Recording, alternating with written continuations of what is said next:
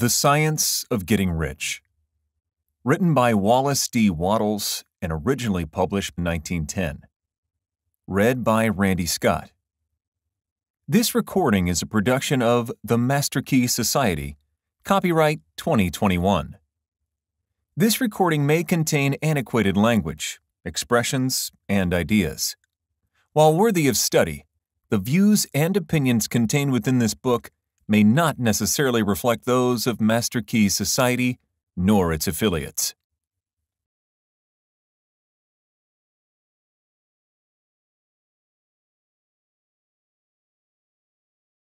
This book is pragmatical, not philosophical, a practical manual, not a treatise upon theories. It is intended for the men and women whose most pressing need is for money, who wish to get rich first and philosophize afterward. It is for those who have, so far, found neither the time, the means, nor the opportunity to go deeply into the study of metaphysics, but who want results and who are willing to take the conclusions of science as a basis for action, without going into all the processes by which those conclusions were reached. It is expected that the reader will take the fundamental statements upon faith, just as he would take statements concerning a law of electrical action if they were promulgated by a Marconi or an Edison, and taking the statements upon faith that he will prove their truth by acting upon them without fear or hesitation. Every man or woman who does this will certainly get rich, for the science herein applied is an exact science, and failure is impossible. For the benefit, however, of those who wish to investigate philosophical theories and so secure a logical basis for faith, I will here cite certain authorities. The monistic theory of the universe, the theory that one is all, and that all is one, that one substance manifests itself as the seeming many elements of the material world, is of Hindu origin, and has been gradually winning its way into the thought of the Western world for 200 years. It is the foundation of all the Oriental philosophies, and of those of Descartes, Spinoza, Leibniz, Schopenhauer, Hegel, and Emerson. The reader who would dig to the philosophical foundations is advised to read Hegel and Emerson for himself. In writing this book, I have sacrificed all other considerations to plainness and simplicity of style, so that all might understand. The plan of action laid down herein was deduced from the conclusions of philosophy. It has been thoroughly tested and bears the supreme test of practical experiment. It works. If you wish to know how the conclusions were arrived at, read the writings of the authors mentioned above. And if you wish to reap the fruits of their philosophies in actual practice, read this book and do exactly as it tells you to do. The author. Chapter 1. The Right to be Rich. Whatever may be said in praise of poverty, the fact remains that it is not possible to live a really complete or successful life unless one is rich. No man can rise to his greatest possible height in talent or soul development unless he has plenty of money. For to unfold the soul and to develop talent, he must have many things to use, and he cannot have things unless he has money to buy them with. Man develops in mind, soul, and body by making use of things, and society is so organized that man must have money in order to become the possessor of things. Therefore, the basis of all advancement for man must be the science of getting rich. The object of all life is development, and everything that lives has an inalienable right to all the development it is capable of attaining. Man's right to life means his right to have the free and unrestricted use of all the things which may be necessary to his fullest mental, spiritual, and physical unfoldment, or, in other words, his right to be rich. In this book, I shall not speak of riches in a figurative way. To be really rich does not mean to be satisfied or contented with a little. No man ought to be satisfied with a little if he is capable of using and enjoying more. The purpose of nature is the advancement and unfoldment of life, and every man should have all that can contribute to the power, elegance, beauty, and richness of life. To be content with less is sinful. The man who owns all he wants for the living of all the life he is capable of living is rich, and no man who has not plenty of money can have all he wants. Life has advanced so far and become so complex that even the most ordinary man or woman requires a great amount of wealth in order to live in a manner that even approaches completeness. Every person naturally wants to become all that they are capable of becoming. This desire to realize innate possibilities is inherent in human nature. We cannot help wanting to be all that we can be. Success in life is becoming what you want to be. You can become what you want to be only by making use of things, and you can have the free use of things only as you become rich enough to buy them. To understand the science of getting rich is therefore the most essential of all knowledge. There is nothing wrong in wanting to get rich. The desire for riches is really the desire for a richer, fuller, and more abundant life. And that desire is praiseworthy. The man who does not desire to live more abundantly is abnormal. And so the man who does not desire to have money enough to buy all he wants is abnormal. There are three motives for which we live. We live for the body, we live for the mind, we live for the soul. No one of these is better or holier than the other. All are alike desirable, and no one of the three, body, mind, or soul, can live fully if either of the others is cut short of full life and expression. It is not right or noble to live only for the soul and deny mind or body, and it is wrong to live for the intellect and deny body and soul. We are all acquainted with the loathsome consequences of living for the body and denying both mind and soul, and we see that real life means the complete expression of all that man can give forth through body, mind, and soul. Whatever he can say, no man can be really happy or satisfied unless his body is living fully in every function, and unless the same is true of his mind and his soul. Wherever there is unexpressed possibility, or function not performed, there is unsatisfied desire. Desire is possibility seeking expression, or function seeking performance. Man cannot live fully in body without good food, comfortable clothing, and warm shelter, and without freedom from excessive toil. Rest and recreation are also necessary to his physical life. He cannot live fully in mind without books and time to study them, without opportunity for travel and observation, or without intellectual companionship. To live fully in mind, he must have intellectual recreations, and must surround himself with all the objects of art and beauty he is capable of using and appreciating. To live fully in soul, man must have love, and love is denied fullest expression by poverty. Man's highest happiness is found in the bestowal of benefits on those he loves. Love finds its most natural and spontaneous expression in giving. The man who has nothing to give cannot fill his place as a husband or father, as a citizen, or as a man. It is in the use of material things that man finds full life for his body, develops his mind, and unfolds his soul. It is therefore of supreme importance to him that he should be rich. It is perfectly right that you should desire to be rich. If you are a normal man or woman, you cannot help doing so. It is perfectly right that you should give your best attention to the science of getting rich, for it is the noblest and most necessary of all studies. If you neglect this study, you are derelict in your duty to yourself, to God, and to humanity. For you can render God and humanity no greater service than to make the most of yourself. Chapter 2. There is a science of getting rich, and it is an exact science, like algebra or arithmetic. There are certain laws which govern the process of acquiring riches, and once these laws are learned and obeyed by any man, he will get rich with mathematical certainty. The ownership of money and property comes as a result of doing things in a certain way. Those who do things in this certain way, whether on purpose or accidentally, get rich, while those who do not do things in this certain way, no matter how hard they work or how able they are, remain poor. It is a natural law that like causes always produce like effects. And, therefore, any man or woman who learns to do things in this certain way will infallibly get rich. That the above statement is true is shown by the following facts.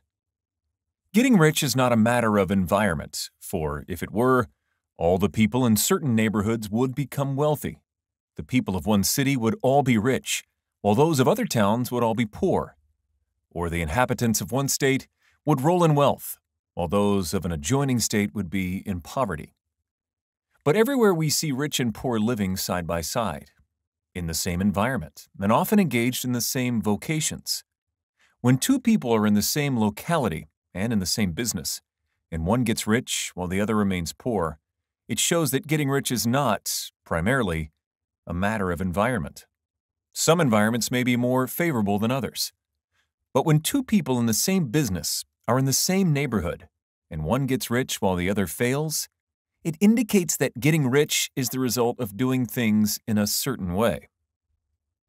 And further, the ability to do things in this certain way is not due solely to the possession of talent. For many people who have great talent remain poor, while others who have very little talent get rich. Studying the people who have got rich, we find that they are an average lot in all respects, having no greater talents and abilities than other men. It is evident that they do not get rich because they possess talents and abilities that other men do not, but because they happen to do things in a certain way. Getting rich is not the result of saving or thrift. Many very penurious people are poor, while free spenders often get rich. Nor is getting rich due to doing things which others fail to do, for two men in the same business often do almost exactly the same things, and one gets rich while the other remains poor or becomes bankrupt. From all these things, we must come to the conclusion that getting rich is the result of doing things in a certain way. If getting rich is the result of doing things in a certain way, and if like causes always produce like effects, then any man or woman who can do things in that way can become rich. And the whole matter is brought within the domain of exact science. The question arises here, whether this certain way may not be so difficult that only a few may follow it. This cannot be true, as we have seen, so far as natural ability is concerned. Talented people get rich, and blockheads get rich. Intellectually brilliant people get rich, and very stupid people get rich. Physically strong people get rich, and weak and sickly people get rich. Some degree of ability to think and understand is, of course, essential. But insofar as natural ability is concerned, any man or woman who has sense enough to read and understand these words can certainly get rich. Also, we have seen that it is not a matter of environment. Location counts for something. One would not go to the heart of the Sahara and expect to do successful business. Getting rich involves the necessity of dealing with men, and of being where there are people to deal with. And if these people are inclined to deal in the way you want to deal, so much the better. But that is about as far as environment goes. If anybody else in your town can get rich, so can you. And if anybody else in your state can get rich, so can you. Again, it is not a matter of choosing some particular business or profession. People get rich in every business and in every profession, while their next-door neighbors in the very same vocation remain in poverty. It is true that you will do best in a business which you like, and which is congenial to you. And if you have certain talents which are well developed, you will do best in a business which calls for the exercise of those talents. Also, you will do best in a business which is suited to your locality. An ice cream parlor would do better in a warm climate than in Greenland, and a salmon fishery would succeed better in the Northwest than in Florida, where there are no salmon. But, aside from these general limitations, getting rich is not dependent upon your engaging in some particular business, but upon your learning to do things in a certain way. If you are now in business, and anybody else in your locality is getting rich in the same business, while you are not getting rich, it is because you are not doing things in the same way that the other person is doing them. No one is prevented from getting rich by lack of capital. True, as you get capital, the increase becomes more easy and rapid, but no one who has capital is already rich and does not need to consider how to become so. No matter how poor you may be, if you begin to do things in the certain way, you will begin to get rich, and you will begin to have capital. The getting of capital is a part of the process of getting rich, and it is a part of the result which invariably follows the doing of things in the certain way. You may be the poorest person on the continent and be so deeply in debt, you may have neither friends, influence, nor resources. But if you begin to do things in this way, you must infallibly begin to get rich. For like causes must produce like effects. If you have no capital, you can get capital. If you are in the wrong business, you can get into the right business. If you are in the wrong location, you can go to the right location. And you can do so by beginning in your present business and in your present location to do things in the certain way which causes success. Chapter 3. Is opportunity monopolized? No man is kept poor because opportunity has been taken away from him, because other people have monopolized the wealth and have put a fence around it. You may be shut off from engaging in business in certain lines, but there are other channels open to you. Probably it would be hard for you to get control of any of the great railroad systems. That field is pretty well monopolized. But the electric railway is still in its infancy and offers plenty of scope for enterprise. And it will be but a very few years until traffic and transportation through the air will become a great industry. And in all its branches will give employment to hundreds of thousands and perhaps to millions of people.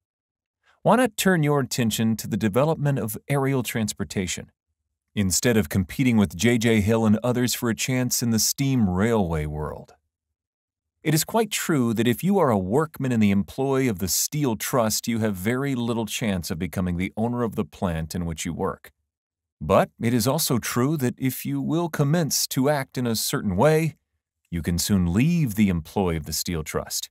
You can buy a farm of from 10 to 40 acres and engage in business as a producer of foodstuffs. There is a great opportunity at this time for men who will live upon small tracts of land and cultivate the same intensively. Such men will certainly get rich. You may say that it is impossible for you to get the land, but I'm going to prove to you that it is not impossible, and that you can certainly get a farm if you will go to work in a certain way. At different periods, the tide of opportunity sets in different directions, according to the needs of the whole, and the particular stage of social evolution which has been reached. At present, in America, it is setting toward agriculture and the allied industries and professions. Today, opportunity is open before the farmer in his line more than before the factory worker in his line. It is open before the businessman who supplies the farmer more than before the one who supplies the factory worker, and before the professional man who waits upon the farmer more than before the one who serves the working class. There is abundance of opportunity for the man who will go with the tide, instead of trying to swim against it. So the factory workers, either as individuals or as a class, are not deprived of opportunity. The workers are not being kept down by their masters. They are not being ground by the trusts and combinations of capital. As a class, they are where they are because they do not do things in a certain way. If the workers of America chose to do so, they could follow the example of their brothers in Belgium and other countries and establish great department stores and cooperative industries. They could elect men of their own class to office and pass laws favoring the development of such cooperative industries. And in a few years, they could take peaceable possession of the industrial field. The working class may become the master class whenever they will begin to do things in a certain way. The law of wealth is the same for them as it is for all others. This they must learn, and they will remain where they are as long as they continue to do as they do. The individual worker, however, is not held down by the ignorance or the mental slothfulness of his class. He can follow the tide of opportunity to riches, and this book will tell him how. No one is kept in poverty by a shortness in the supply of riches. There is more than enough for all. A palace as large as the Capitol at Washington might be built for every family on earth from the building material in the United States alone. And under intensive cultivation, this country would produce wool, cotton, linen, and silk enough to clothe each person in the world finer than Solomon was arrayed in all his glory, together with food enough to feed them all luxuriously. The visible supply is practically inexhaustible, and the invisible supply really is inexhaustible. Everything you see on earth is made from one original substance, out of which all things proceed. New forms are constantly being made, and older ones are dissolving, but all are shapes assumed by one thing. There is no limit to the supply of formless stuff or original substance. The universe is made out of it, but it was not all used in making the universe. The spaces in, through, and between the forms of the visible universe are permeated and filled with the original substance, with the formless stuff, with the raw material of all things. 10,000 times as much as has been made might still be made, and even then we should not have exhausted the supply of universal raw material. No man, therefore, is poor because nature is poor, or because there is not enough to go around. Nature is an inexhaustible storehouse of riches. The supply will never run short. Original substance is alive with creative energy and is constantly producing more forms. When the supply of building material is exhausted, more will be produced. When the soil is exhausted so that foodstuffs and materials for clothing will no longer grow upon it, it will be renewed or more soil will be made. When all the gold and silver has been dug from the earth, if man is still in such a stage of social development that he needs gold and silver, more will be produced from the formless. The formless stuff responds to the needs of man. It will not let him be without any good thing. This is true of men collectively. The race as a whole is always abundantly rich, and if individuals are poor, it is because they do not follow the certain way of doing things which makes the individual man rich. The formless stuff is intelligent. It is stuff which thinks. It is alive and is always impelled toward more life. It is the natural and inherent impulse of life to seek to live more.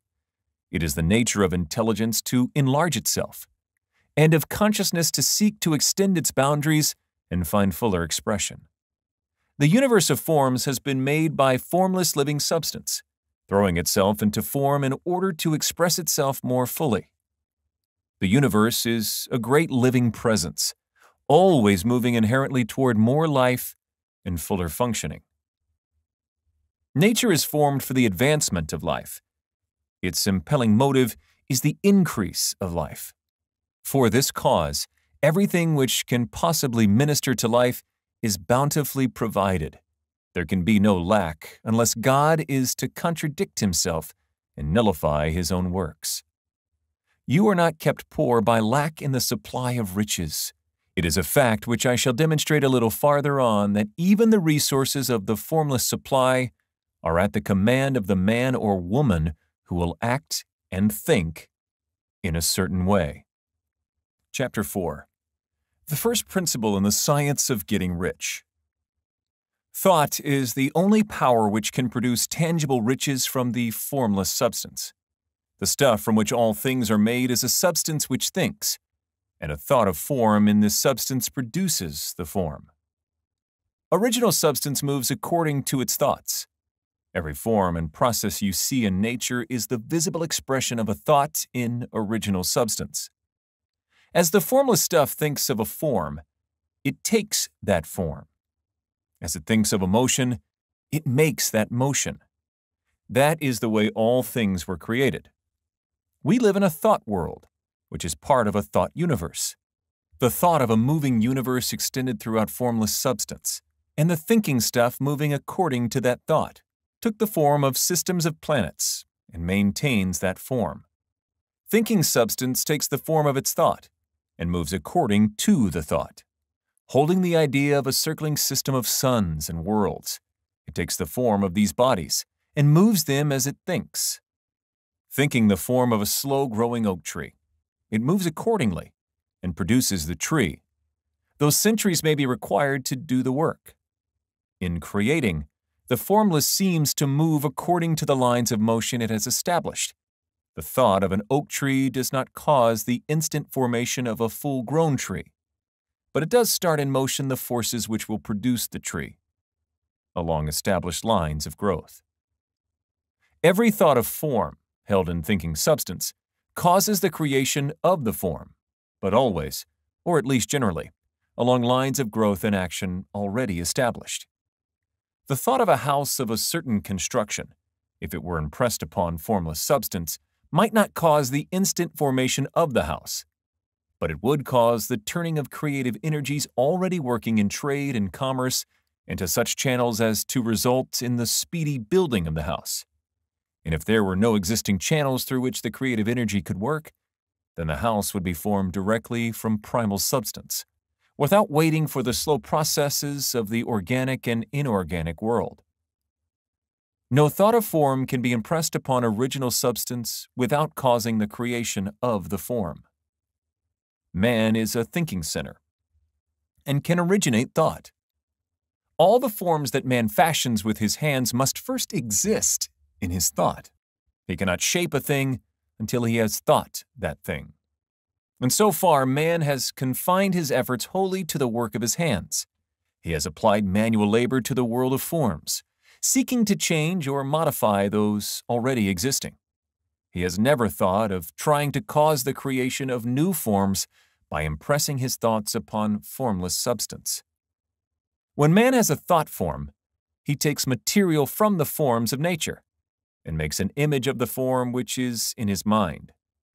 He has, so far, made little or no effort to cooperate with formless intelligence, to work with the Father.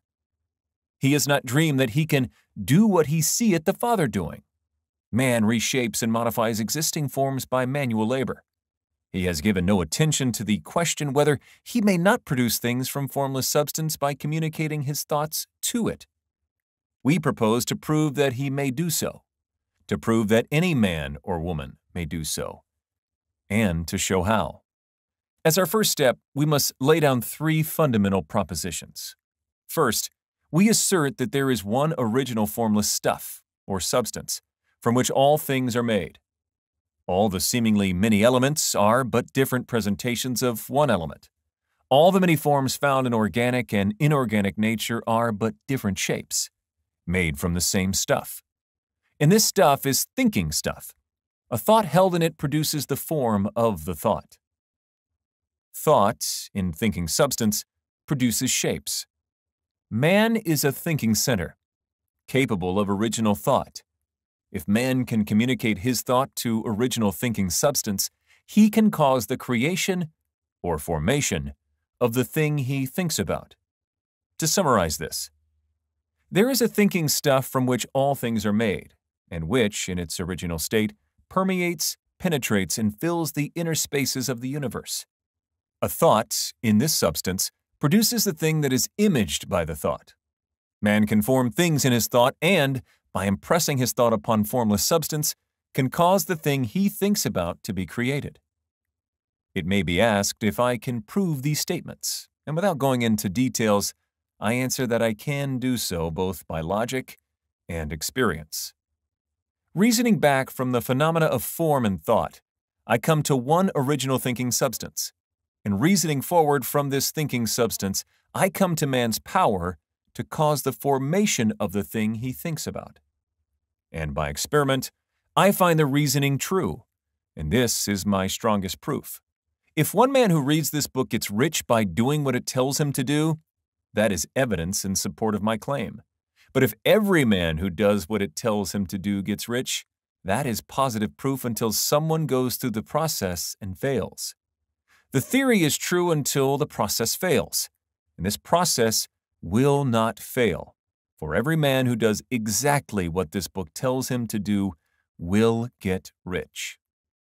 I have said that men get rich by doing things in a certain way, and in order to do so, men must become able to think in a certain way. A man's way of doing things is the direct result of the way he thinks about things. To do things in a way you want to do them, you will have to acquire the ability to think the way you want to think. This is the first step toward getting rich.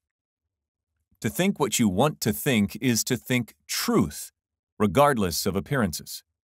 Every man has the natural and inherent power to think what he wants to think, but it requires far more effort to do so than it does to think the thoughts which are suggested by appearances. To think according to appearance is easy. To think truth regardless of appearances is laborious and requires the expenditure of more power than any other work man is called upon to perform. There is no labor from which most people shrink as they do from that of sustained and consecutive thought. It is the hardest work in the world. This is especially true when truth is contrary to appearances. Every appearance in the visible world tends to produce a corresponding form in the mind which observes it, and this can only be prevented by holding the thought of the truth. To look upon the appearance of disease will produce the form of disease in your own mind, and ultimately in your body, unless you hold the thought of truth, which is that there is no disease. It is only an appearance, and the reality is health. To look upon the appearances of poverty will produce corresponding forms in your own mind, unless you hold to the truth that there is no poverty. There is only abundance. To think health when surrounded by the appearances of disease, or to think riches when in the midst of appearances of poverty, requires power, but he who acquires this power becomes a mastermind. He can conquer fate. He can have what he wants. This power can only be acquired by getting hold of the basic fact which is behind all appearances, and that fact is that there is one thinking substance, from which and by which all things are made. Then we must grasp the truth that every thought held in this substance becomes a form, and that man can so impress his thoughts upon it as to cause them to take form and become visible things. When we realize this, we lose all doubt and fear, for we know that we can create what we want to create. We can get what we want to have, and can become what we want to be. As a first step toward getting rich, you must believe the three fundamental statements given previously in this chapter, and in order to emphasize them, I repeat them here.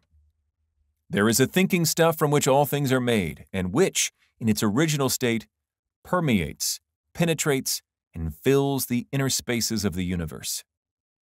A thought in this substance produces the thing that is imagined by the thought.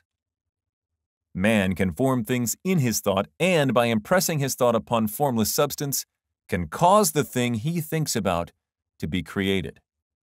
You must lay aside all other concepts of the universe than this monistic one, and you must dwell upon this until it is fixed in your mind and has become your habitual thought. Read these creed statements over and over again. Fix every word upon your memory, and meditate upon them until you firmly believe what they say. If a doubt comes to you, cast it aside as a sin. Do not listen to arguments against this idea. Do not go to churches or lectures where a contrary concept of things is taught or preached. Do not read magazines or books which teach a different idea. If you get mixed up in your faith, all your efforts will be in vain. Do not ask why these things are true, nor speculate as to how they can be true. Simply take them on trust. The science of getting rich begins with the absolute acceptance of this faith. Chapter 5. Increasing Life. You must get rid of the last vestige of the old idea that there is a deity whose will it is that you should be poor, or whose purposes may be served by keeping you in poverty. The intelligent substance which is all and in all, and which lives in all and lives in you, is a consciously living substance. Being a consciously living substance, it must have the natural and inherent desire of every living intelligence for increase of life. Every living thing must continually seek for the enlargement of its life, because life, in the mere act of living, must increase itself. A seed dropped into the ground springs into activity, and in the act of living produces 100 more seeds. Life, by living, multiplies itself. It is forever becoming more. It must do so, if it continues to be at all. Intelligence is under this same necessity for continuous increase. Every thought we think makes it necessary for us to think another thought. Consciousness is continually expanding. Every fact we learn leads us to the learning of another fact. Knowledge is continually increasing. Every talent we cultivate brings to the mind the desire to cultivate another talent. We are subject to the urge of life, seeking expression, whichever drives us on to know more, to do more, and to be more. In order to know more, do more, and be more, we must have more. We must have things to use, for we learn and do and become only by using things. We must get rich so that we can live more. The desire for riches is simply the capacity for larger life-seeking fulfillment. Every desire is the effort of an unexpressed possibility to come into action. It is power seeking to manifest which causes desire. That which makes you want more money is the same as that which makes the plant grow. It is life, seeking fuller expression. The one living substance must be subject to this inherent law of all life. It is permeated with the desire to live more. That is why it is under the necessity of creating things. The one substance desires to live more in you. Hence, it wants you to have all the things you can use. It is the desire of God that you should get rich. He wants you to get rich because He can express Himself better through you if you have plenty of things to use in giving Him expression. He can live more in you if you have unlimited command of the means of life. The universe desires you to have everything you want to have. Nature is friendly to your plans. Everything is naturally for you. Make up your mind that this is true. It is essential, however, that your purpose should harmonize with the purpose that is in all. You must want real life, not mere pleasure or sensual gratification. Life is the performance of function, and the individual really lives only when he performs every function, physical, mental, and spiritual, of which he is capable, without excess in any. You do not want to get rich in order to live swinishly. For the gratification of animal desires, that is not life. But the performance of every physical function is a part of life, and no one lives completely who denies the impulses of the body a normal and healthful expression. You do not want to get rich solely to enjoy mental pleasures, to get knowledge, to gratify ambition, to outshine others, to be famous. All these are a legitimate part of life, but the man who lives for the pleasures of the intellect alone will only have a partial life, and he will never be satisfied with his lot. You do not want to get rich solely for the good of others, to lose yourself for the salvation of mankind, to experience the joys of philanthropy and sacrifice.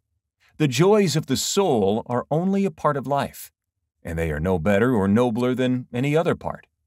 You want to get rich in order that you may eat, drink, and be merry when it is time to do these things, in order that you may surround yourself with beautiful things, see distant lands, feed your mind, and develop your intellect, in order that you may love men and do kind things, and be able to play a good part in helping the world to find truth. But remember that extreme altruism is no better and no nobler than extreme selfishness. Both are mistakes. Get rid of the idea that God wants you to sacrifice yourself for others, and that you can secure His favor by doing so. God requires nothing of the kind. What He wants is that you should make the most of yourself, and for others. And you can help others more by making the most of yourself than in any other way. You can make the most of yourself only by getting rich. So it is right and praiseworthy that you should give your first and best thought to the work of acquiring wealth. Remember, however, that the desire of substance is for all, and its movements must be for more life to all. It cannot be made to work for less life to any, because it is equally in all, seeking riches and life. Intelligent substance will make things for you, but it will not take things away from someone else and give them to you. You must get rid of the thought of competition. You are to create, not to compete for what is already created. You do not have to take anything away from anyone. You do not have to drive sharp bargains. You do not have to cheat or to take advantage. You do not need to let anyone work for you for less than he earns. You do not have to covet the property of others, or to look at it with wishful eyes.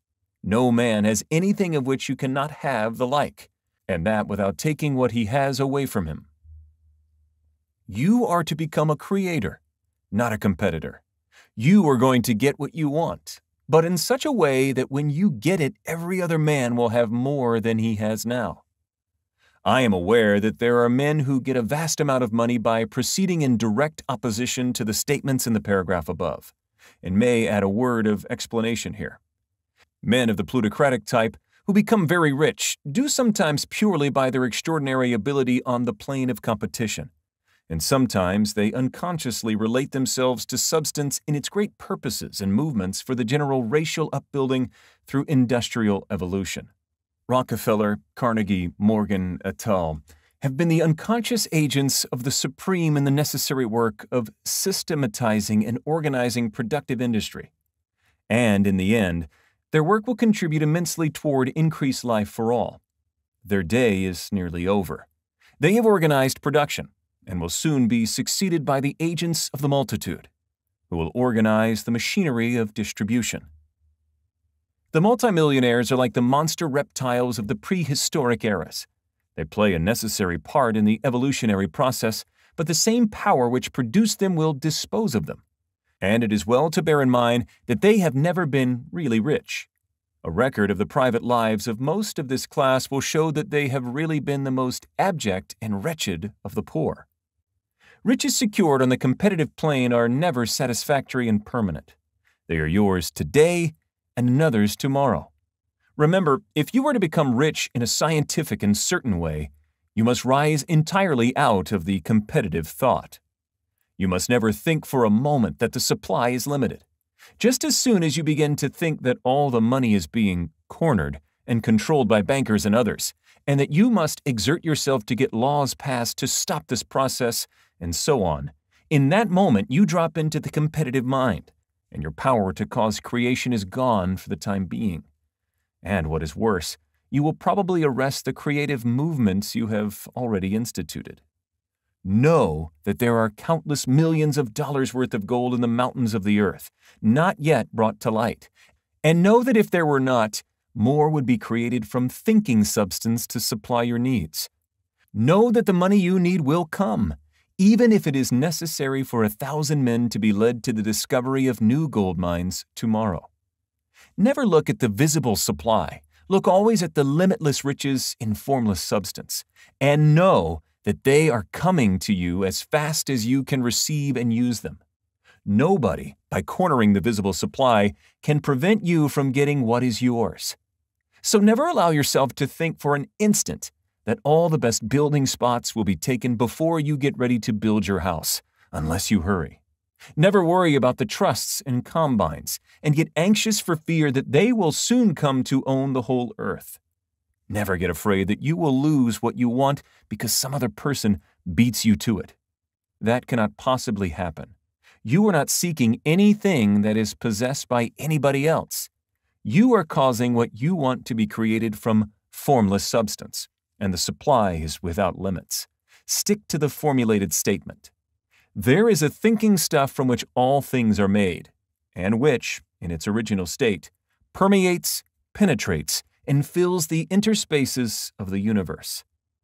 A thought in this substance produces the thing that is imagined by the thought. Man can form things in his thought and, by impressing his thought upon formless substance, can cause the thing he thinks about to be created. Chapter 6. How Riches Come to You. When I say that you do not have to drive sharp bargains, I do not mean that you do not have to drive any bargains at all, or that you are above the necessity for having any dealings with your fellow men. I mean that you will not need to deal with them unfairly. You do not have to get something for nothing, but can give to every man more than you take from him. You cannot give every man more in cash market value than you take from him, but you can give him more in use value than the cash value of the thing you take from him. The paper, ink, and other material in this book may not be worth the money you pay for it. But if the ideas suggested by it bring you thousands of dollars, you have not been wronged by those who sold it to you. They have given you a great use value for a small cash value. Let us suppose that I own a picture by one of the great artists, which, in any civilized community, is worth thousands of dollars. I take it to Baffin Bay, and by salesmanship induce an Eskimo to give a bundle of furs worth $500 for it. I have really wronged him, for he has no use for the picture. It has no use value to him. It will not add to his life. But suppose I give him a gun worth $50 for his furs. Then he has made a good bargain. He has use for the gun. It will get him many more furs and much food. It will add to his life in every way. It will make him rich. When you rise from the competitive to the creative plane, you can scan your business transactions very strictly. And if you are selling any man anything which does not add more to his life than the thing he gives you in exchange, you can afford to stop it. You do not have to beat anybody in business. And if you are in business which does beat people, get out of it at once. Give every man more in use value than you take from him in cash value. Then you are adding to the life of the world by every business transaction. If you have people working for you, you must take from them more in cash value than you pay them in wages. But you can so organize your business that it will be filled with the principle of advancement, and so that each employee who wishes to do so may advance a little every day. You can make your business do for your employees what this book is doing for you. You can so conduct your business that it will be a sort of ladder, by which every employee who will take the trouble may climb to riches himself. And, given the opportunity, if he will not do so, it is not your fault. And finally, because you are to cause the creation of your riches from formless substance, which permeates all your environment, it does not follow that they are to take shape from the atmosphere and come into being before your eyes. If you want a sewing machine, for instance, I do not mean to tell you that you are to impress the thought of a sewing machine on thinking substance until the machine is formed without hands, in the room where you sit or elsewhere. But if you want a sewing machine, hold the mental image of it with the most positive certainty that it is being made or is on its way to you. After once forming the thought, have the most absolute and unquestioning faith that the sewing machine is coming. Never think of it or speak of it in any other way than as being sure to arrive. Claim it as already yours. It will be brought to you by the power of the supreme intelligence, acting upon the minds of men. If you live in Maine, it may be that a man will be brought from Texas or Japan to engage in some transaction which will result in your getting what you want. If so, the whole matter will be as much to that man's advantage as it is to yours. Do not forget for a moment that the thinking substance is through all, in all, communicating with all, and can influence all. The desire of thinking substance for fuller life and better living has caused the creation of all the sewing machines already made, and it can cause the creation of millions more. and will whenever men set it in motion by desire and faith, and by acting in a certain way. You can certainly have a sewing machine in your house, and it is just as certain that you can have any other thing or things which you want, and which you will use for the advancement of your own life and the lives of others. You need not hesitate about asking largely. It is your Father's pleasure to give you the kingdom, said Jesus. Original substance wants to live all that is possible in you, and wants you to have all that you can or will use for the living of the most abundant life. If you fix upon your consciousness the fact that the desire you feel for the possession of riches is one with the desire of omnipotence for more complete expression, your faith becomes invincible. Once I saw a little boy sitting at a piano and vainly trying to bring harmony out of the keys, and I saw that he was grieved and provoked by his inability to play real music. I asked him the cause of his vexation, and he answered, "I can feel the music in me, but I can't make my hands go right." The music in him was the urge of original substance, containing all the possibilities of all life. All that there is of music was seeking expression through the child. God, the one substance, is trying to live and do and enjoy things through humanity. He is saying, "I want hands to build wonderful structures, to play divine harmonies, to paint glorious pictures. I want the feet to run my errands, eyes to see my beauties, tongues to tell mighty truths and to sing marvelous songs," and so on. All that there is of possibility is seeking expression through men. God wants those who can play music to have pianos and every other instrument, and to have the means to cultivate their talents to the fullest extent. He wants those who can appreciate beauty to be able to surround themselves with beautiful things. He wants those who can discern truth to have every opportunity to travel and observe. He wants those who can appreciate dress to be beautifully clothed, and those who can appreciate good food to be luxuriously fed. He wants all these things because it is Himself that enjoys and appreciates them. It is God who wants to play and sing and enjoy beauty and proclaim truth and wear fine clothes and eat good foods. It is God that worketh in you to will and to do, said Paul. The desire you feel for riches is the infinite, seeking to express Himself in you as He sought to find expression in the little boy at the piano. So you need not hesitate to ask largely.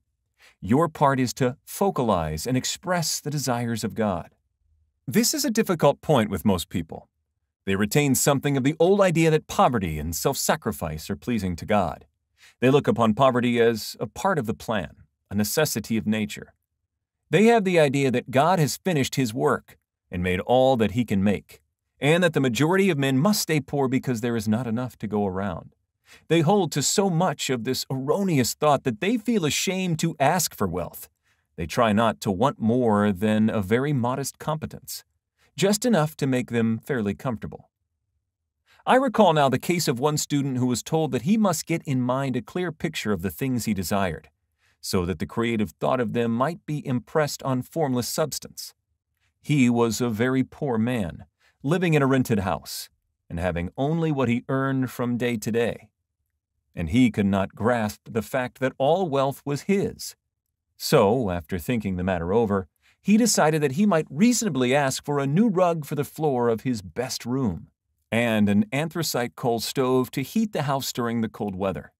Following the instructions given in this book, he obtained these things in a few months, and then it dawned upon him that he had not asked enough. He went through the house in which he lived and planned all the improvements he would like to make in it. He mentally added a bay window here and a room there, until it was complete in his mind as his ideal home. And then he planned its furnishings.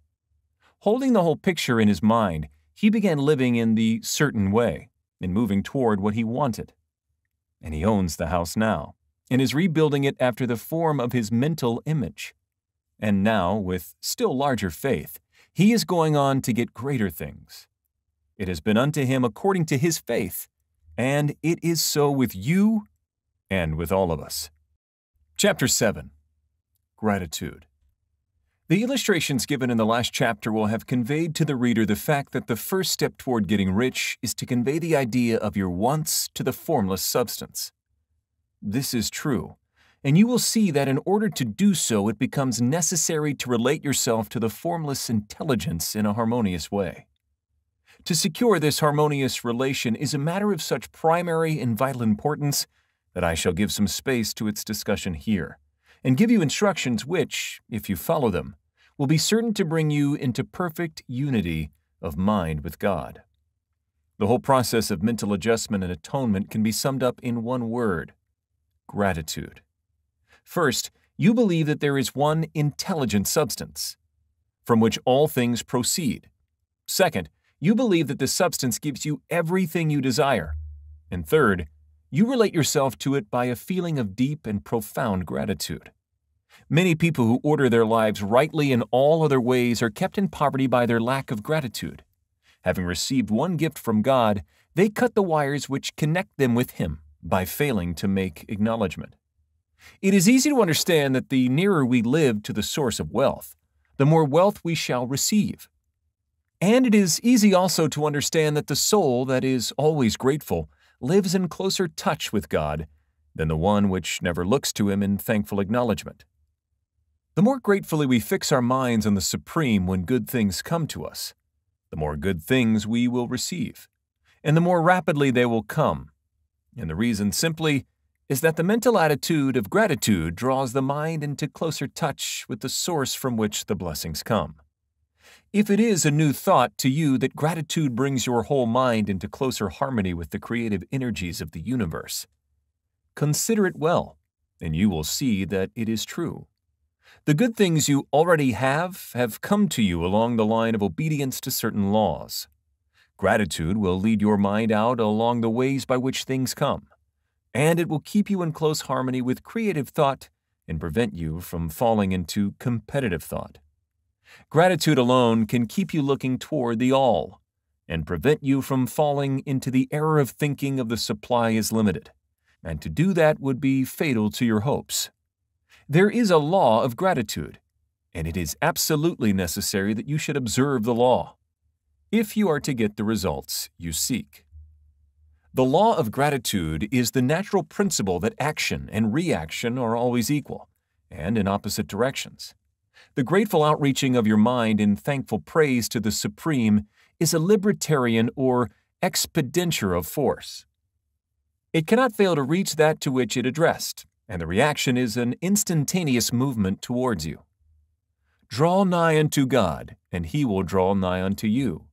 That is a statement of psychological truth.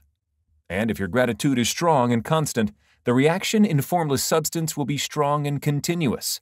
The movement of the things you want will be always toward you. Notice the grateful attitude that Jesus took. How He always seems to be saying, "I thank Thee, Father, that Thou hearest me."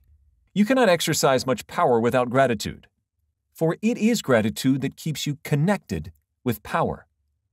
But the value of gratitude does not consist solely in getting you more blessings in the future. Without gratitude, you cannot long keep from dissatisfied thought regarding things as they are. The moment you permit your mind to dwell with dissatisfaction upon things as they are, you begin to lose ground. You fix attention upon the common, the ordinary, the poor, and the squalid and mean, and your mind takes the form of these things. Then you will transmit these forms or mental images to the formless, and the common, the poor, the squalid, and mean will come to you. To permit your mind to dwell upon the inferior is to become inferior and to surround yourself with inferior things. On the other hand, to fix your attention on the best is to surround yourself with the best and to become the best. The creative power within us makes us into the image of that to which we give our attention. We are thinking substance, and thinking substance always takes the form of that which it thinks about. The grateful mind is constantly fixed upon the best. Therefore, it tends to become the best. It takes the form or character of the best and will receive the best. Also, faith is born of gratitude. The grateful mind continually expects good things, and expectation becomes faith. The reaction of gratitude upon one's own mind produces faith, and every outgoing wave of grateful thanksgiving increases faith. He who has no feeling of gratitude cannot long retain a living faith. And without a living faith, you cannot get rich by the creative method, as we shall see in the following chapters.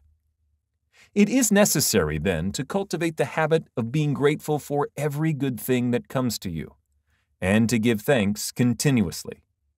And because all things have contributed to your advancement, you should include all things in your gratitude. Do not waste time thinking or talking about the shortcomings or wrong actions of plutocrats or trust magnates. Their organization of the world has made your opportunity. All you get really comes to you because of them. Do not rage against corrupt politicians. If it were not for politicians, we should fall into anarchy, and your opportunity would be greatly lessened.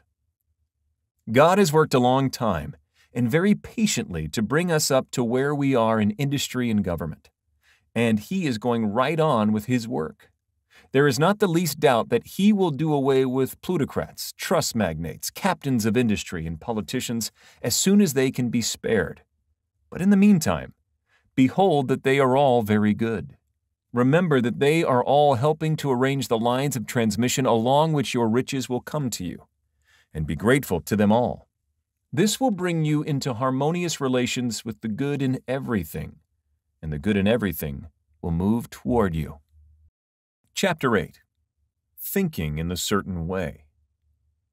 Turn back to Chapter 6, and read again the story of the man who formed a mental image of his house, and you will get a fair idea of the initial step toward getting rich. You must form a clear and definite mental picture of what you want. You cannot transmit an idea unless you have it yourself. You must have it before you can give it. And many people fail to impress thinking substance because they have themselves only a vague and misty concept of the things they want to do, to have, or to become. It is not enough that you should have a general desire for wealth, to do good with. Everybody has that desire. It is not enough that you should have a wish to travel, see things, live more, etc. Everybody has those desires also. If you were going to send a wireless message to a friend, you would not send the letters of the alphabet in their order and let him construct the message for himself, nor would you take words at random from the dictionary. You would send a coherent sentence, one which meant something. When you try to impress your wants upon substance, remember that it must be done by a coherent statement. You must know what you want and be definite. You can never get rich or start the creative power into action by sending out unformed longings and vague desires. Go over your desires just as the man I have described went over his house. See just what you want, and get a clear mental picture of it as you wish it to look when you get it. That clear mental picture you must have continually in mind, as the sailor has in mind the port toward which he is sailing the ship. You must keep your face toward it all the time. You must no more lose sight of it than the steersman loses sight of the compass. It is not necessary to take exercises in concentration, nor to set apart special times for prayer and affirmation, nor to go into the silence, nor to do occult stunts of any kind. These things are well enough, but all you need is to know what you want, and want it badly enough so that it will stay in your thoughts. Spend as much of your leisure time as you can in contemplating your picture, but no one needs to take exercises to concentrate his mind on a thing which he really wants. It is the things you do, not really care about, which require effort to fix your attention upon them.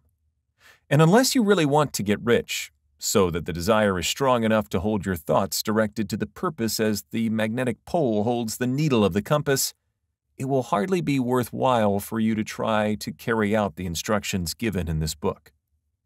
The methods herein set forth are for people whose desire for riches is strong enough to overcome mental laziness and the love of ease, and make them work. The more clear and definite you make your picture then, and the more you dwell upon it, bringing out all its delightful details, the stronger your desire will be, and the stronger your desire, the easier it will be to hold your mind fixed upon the picture of what you want. Something more is necessary, however, than merely to see the picture clearly.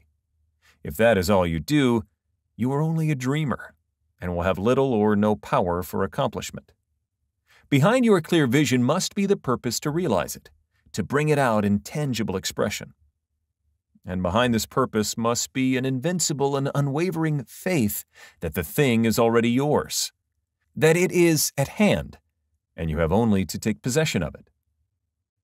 Live in the new house, mentally, until it takes form around you physically. In the mental realm, enter at once into full enjoyment of the things you want. Whatever so things ye ask for when ye pray, believe that ye receive them, and ye shall have them, said Jesus. See the things you want as if they were actually around you all the time. See yourself as owning and using them. Make use of them in imagination, just as you will use them when they are your tangible possessions. Dwell upon your mental picture until it is clear and distinct, and then take the mental attitude of ownership toward everything in that picture. Take possession of it, in mind, in the full faith that it is actually yours. Hold to this mental ownership. Do not waver for an instant in the faith that it is real. And remember what was said in a preceding chapter about gratitude. Be as thankful for it all the time as you expect to be when it has taken form. The man who can sincerely thank God for the things which as yet he owns only in imagination has real faith. He will get rich. He will cause the creation of whatsoever he wants. You do not need to pray repeatedly for things you want. It is not necessary to tell God about it every day. Use not vain repetitions as the heathen do, said Jesus to his pupils, for your Father knoweth that ye have need of these things before ye ask him. Your part is to intelligently formulate your desire for the things which make for a larger life, and to get these desires arranged into a coherent whole, and then to impress this whole desire upon the formless substance, which has the power and the will to bring you what you want. You do not make this impression by repeating strings of words. You make it by holding the vision with unshakable purpose to attain it, and with steadfast faith that you do attain it. The answer to prayer is not according to your faith while you are talking, but according to your faith while you are working. You cannot impress the mind of God by having a special Sabbath day set apart to tell him what you want, and then forgetting him during the rest of the week. You cannot impress him by having special hours to go into your closet and pray, if you then dismiss the matter from your mind until the hour of prayer comes again. Oral prayer is well enough, and has its effect, especially upon yourself, in clarifying your vision and strengthening your faith. But it is not your oral petitions which get you what you want. In order to get rich, you do not need a sweet hour of prayer. You need to pray without ceasing. And by prayer I mean holding steadily to your vision, with the purpose to cause its creation into solid form, and the faith that you are doing so. Believe that ye receive them. The whole matter turns on receiving. Once you have clearly formed your vision, when you have formed it, it is well to make an oral statement, addressing the supreme and reverent prayer, and from that moment you must, in mind, receive what you ask for. Live in the new house, wear the fine clothes, ride in the automobile, go on the journey, and confidently plan for greater journeys. Think and speak of all the things you have asked for in terms of actual, present ownership. Imagine an environment and a financial condition exactly as you want them, and live all the time in that imaginary environment and financial condition. Mind, however, that you do not do this as a mere dreamer and castle builder. Hold to the faith that the imaginary is being realized, and to the purpose to realize it. Remember that it is faith and purpose in the use of the imagination which make the difference between the scientist and the dreamer. And having learned this fact, it is here that you must learn the proper use of the will. Chapter 9. How to use the will. To set about getting rich in a scientific way, you do not try to apply your willpower to anything outside of yourself. You have no right to do so anyway.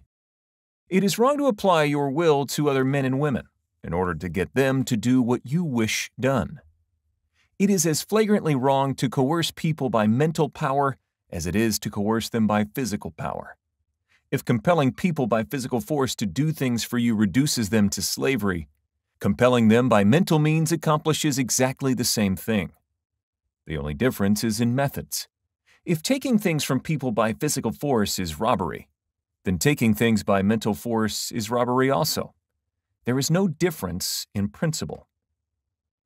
You have no right to use your willpower upon another person, even for his own good, for you do not know what is for his good. The science of getting rich does not require you to apply power or force to any other person, in any way whatsoever. There is not the slightest necessity for doing so. Indeed, any attempt to use your will upon others will only tend to defeat your purpose. You do not need to apply your will to things in order to compel them to come to you. That would simply be trying to coerce God, and would be foolish and useless, as well as irrelevant. You do not have to compel God to give you good things, any more than you have to use your willpower to make the sun rise. You do not have to use your willpower to conquer an unfriendly deity, or to make stubborn and rebellious forces do your bidding. Substance is friendly to you, and is more anxious to give you what you want than you are to get it. To get rich, you need only to use your willpower upon yourself. When you know what to think and do, then you must use your will to compel yourself to think and do the right things.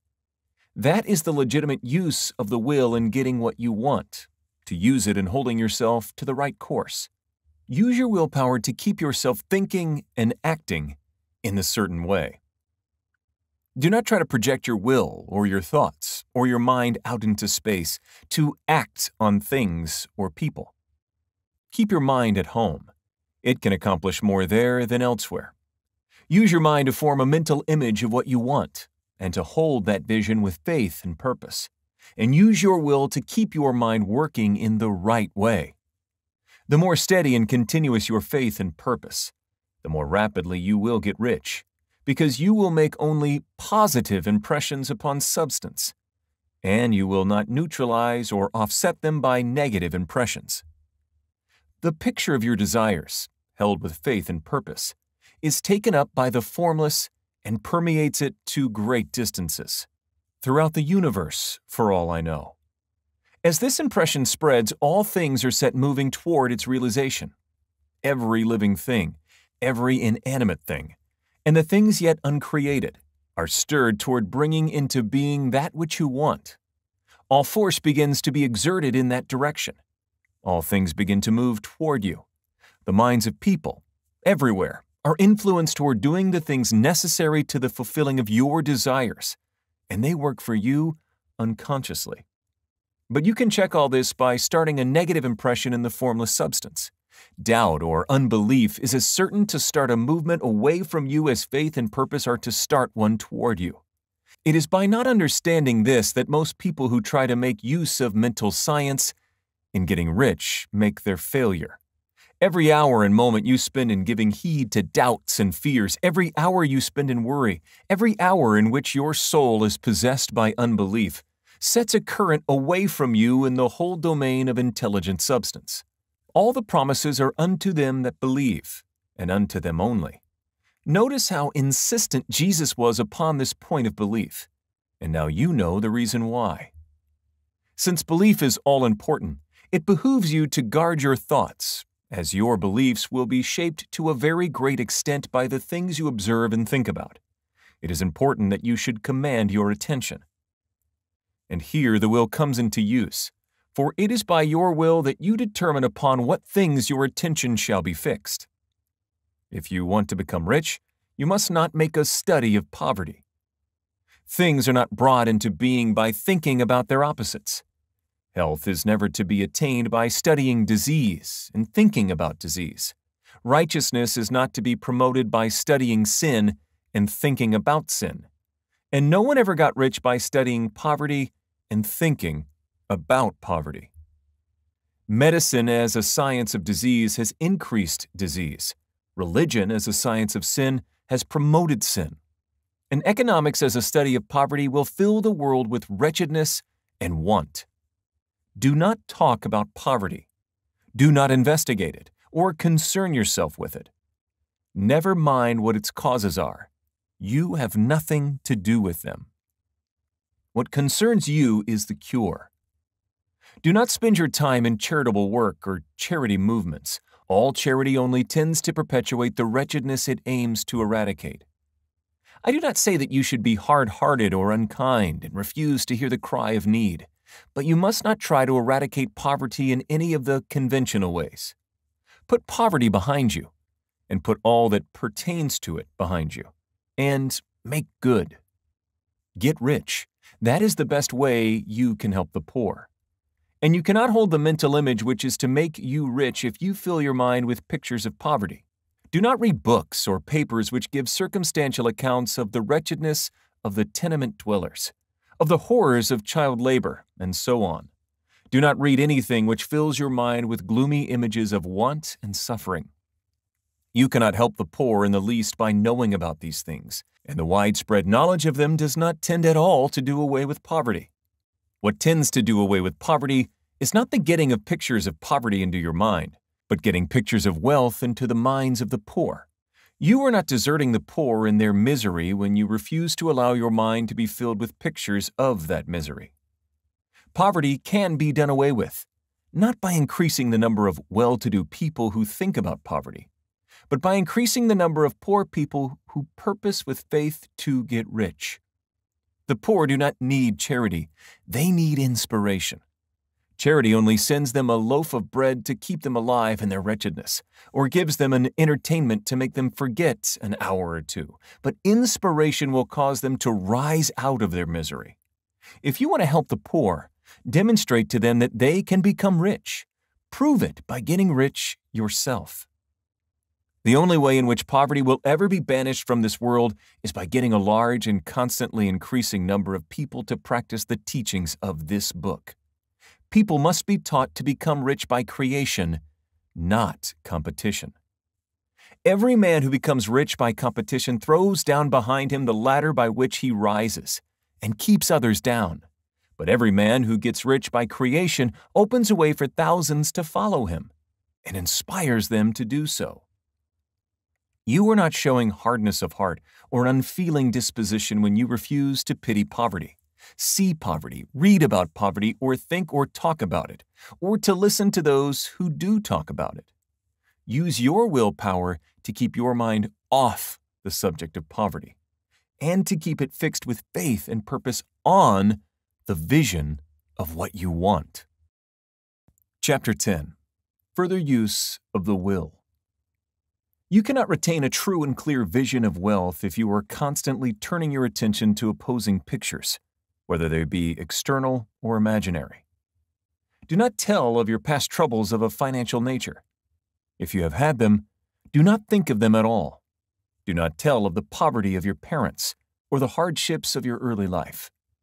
To do any of these things is to mentally class yourself with the poor for the time being, and it will certainly check the movement of things in your direction.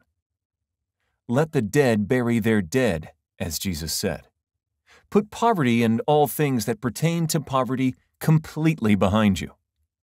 You have accepted a certain theory of the universe as being correct, and are resting all your hopes of happiness on its being correct. And what can you gain by giving heed to conflicting theories? Do not read religious books which tell you that the world is soon coming to an end, and do not read the writings of muckrakers and pessimistic philosophers who tell you that it is going to the devil. The world is not going to the devil. It is going to God. It is a wonderful becoming. True, there may be a good many things in existing conditions which are disagreeable, but what is the use of studying them when they are certainly passing away, and when the study of them only tends to check their passing and keep them with us? Why give time and attention to things which are being removed by evolutionary growth, when you can hasten their removal only by promoting the evolutionary growth as far as your part of it goes? No matter how horrible and seeming may be the conditions in certain countries, sections, or places, you waste your time and destroy your own chances by considering them. You should interest yourself in the world's becoming rich. Think of the riches the world is coming into, instead of the poverty it is growing out of, And bear in mind that the only way in which you can assist the world in growing rich is by growing rich yourself through the creative method, not the competitive one. Give your attention wholly to riches. Ignore poverty. Whenever you think or speak of those who are poor, think and speak of them as those who are becoming rich, as those who are to be congratulated rather than pitied. Then they and others will catch the inspiration and begin to search for the way out. Because I say that you are to give your whole time and mind and thought to riches, it does not follow that you are to be sordid or mean. To become really rich is the noblest aim you can have in life, for it includes everything else. On the competitive plane, the struggle to get rich is a godless scramble for power over other men. But when we come into the creative mind, all this is changed.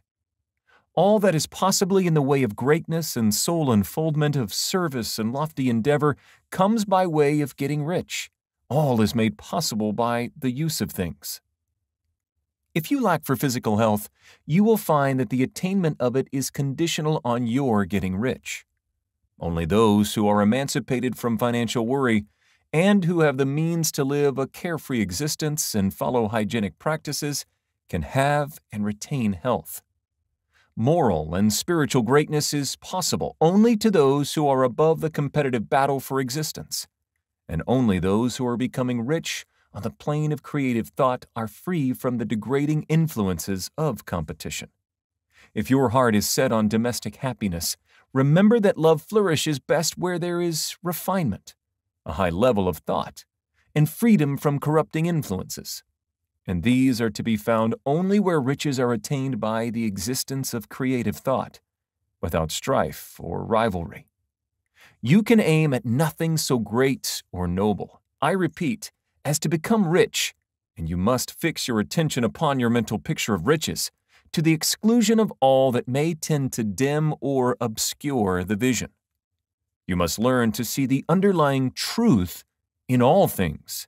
You must see beneath all seemingly wrong conditions the great one life ever moving forward toward fuller expression and more complete happiness.